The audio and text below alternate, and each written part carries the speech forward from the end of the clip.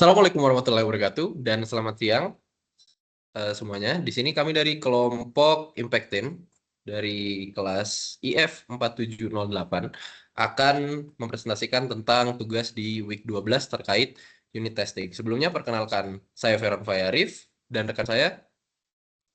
Perkenalkan, nama saya Kevin Mujiro Rawadan. Oke, dan untuk pertama kami akan membahas terkait materinya dulu.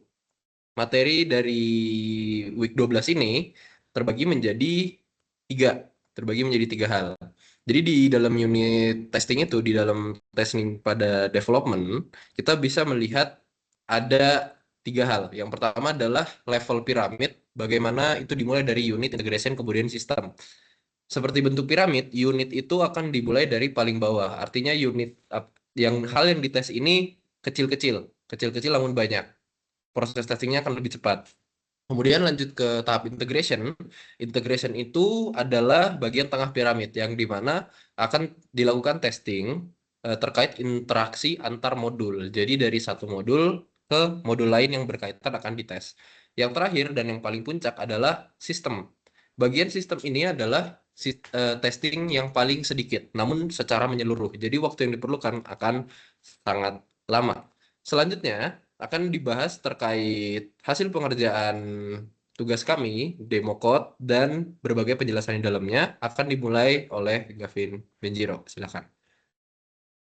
Baik, terima kasih. Saya izin jelaskan terlebih dahulu.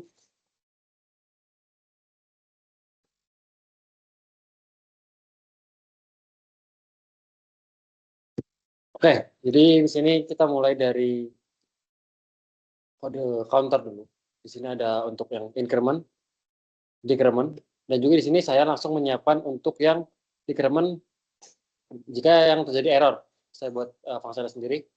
Kemudian di sini ada function-function untuk melakukan testingnya. Kemudian langsung dilanjut dengan yang triangle. Jadi di sini triangle menentukan jenis input tiga bilangan, apakah ada segitiga atau bukan, dan menentukan tipe dari segitiganya juga, apakah dia equilateral, isosceles, right, atau scalene, berdasarkan kondisi-kondisi yang ada di sini. Kemudian di sini saya juga sudah siapkan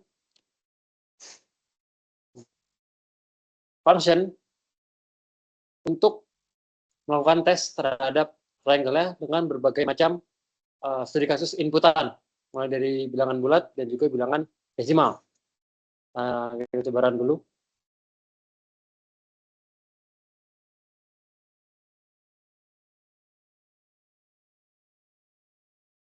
Sebentar.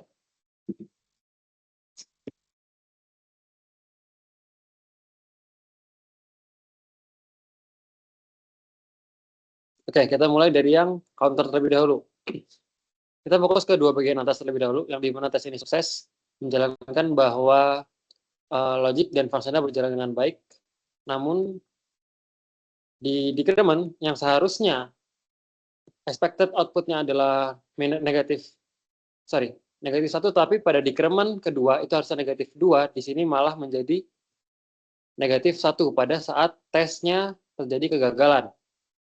Kemudian kalau untuk yang triangle testing, di sini berjalan dengan baik semuanya, hasilnya sesuai dengan apa yang diekspektasikan. Tapi sekarang kita coba kalau misalkan logik pada equilateralnya kita ubah, kita aktifkan kode komen yang ini, dan kita matikan kode yang di sini, kita rubah untuk pengecekan equilateralnya, lalu kita run kembali.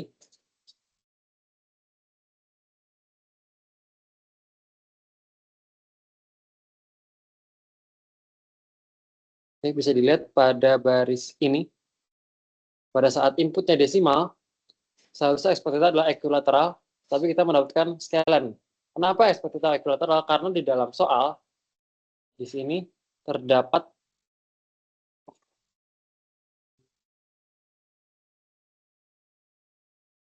fraction dengan toleransi kurang dari 1%. Jadi kalau ada contoh di sini 2,99, 3,01, dan 3 tetap dianggap equilateral. Tapi ketika kita ubah logiknya, di sini terdapat kegagalan yang malah mendapatkan scalene. Kemudian untuk dari sisi Boundary itu yang di bagian ketika tes ekuilatoran terdapat input yang desimal. Dan untuk yang tipikal pada umumnya yaitu yang inputannya adalah bilangan bulat. Mungkin sekian dari saya, bisa dilanjut untuk yang selanjutnya oleh Karen.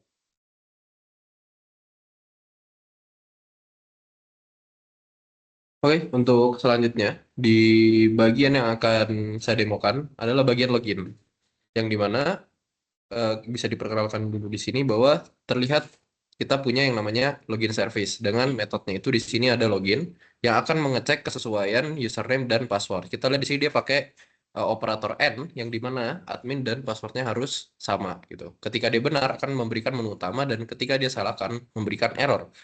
Selanjutnya kita bisa lihat di unit testingnya. Unit testingnya ada 4. Yang pertama itu ketika valid, ada ketika passwordnya salah, ada ketika username-nya salah, ada yang ketika keduanya salah. Sehingga ketika ini kita run, akan memperlihatkan bahwa ada 4 yang perlu dites. Dengan input yang kita bisa lihat di awal, bahwa dia akan mengecek terhadap admin dan passwordnya 123, kita bisa lihat outputnya akan menunjukkan hal yang tepat sasaran. Expected-nya menu utama, get-nya menu utama. Dan untuk yang lainnya, ketika expected-nya error, get-nya akan error. Namun, kita bisa mencoba inject bug gitu ya. Inject bug-nya ini bisa kita lakukan dengan kesalahan code. Di sini menggunakan operator N, bisa kita ganti menjadi menggunakan operator OR. Sehingga unit testingnya akan tidak sesuai dengan ekspektasi. Oke. Kita bisa lihat di sini expected-nya menu utama, benar dia masuknya menu utama, tapi untuk yang expected error yang kedua dan ketiga akan menghasilkan menu utama. Di sini bisa kita selesaikan dengan mengganti operatornya tadi dengan N kembali. Seperti itu. Dan untuk boundary-nya, boundary-nya di sini kita bisa melihat bahwa kasus sebenarnya tidak eksplisit bisa dikatakan bahwa ini boundary. Cuman ketika kita mengambil definisi bahwa hal tersebut hampir salah dan hampir benar, kita bisa melihat bahwa kesalahan parsial ya. Di sini ada kesalahan parsial ketika salah satu password atau username ada yang salah. Jadi itu yang untuk boundary dan testing lainnya adalah untuk tipikal. Oke, untuk dari presentasi kelompok Impactin cukup sekian dan untuk pembagian jatah pekerjaan sesuai dengan apa yang kami presentasikan tadi, begitu pula dengan dokumen yang kami bagi sama rata. Sekian dari kelompok Impactin, terima kasih.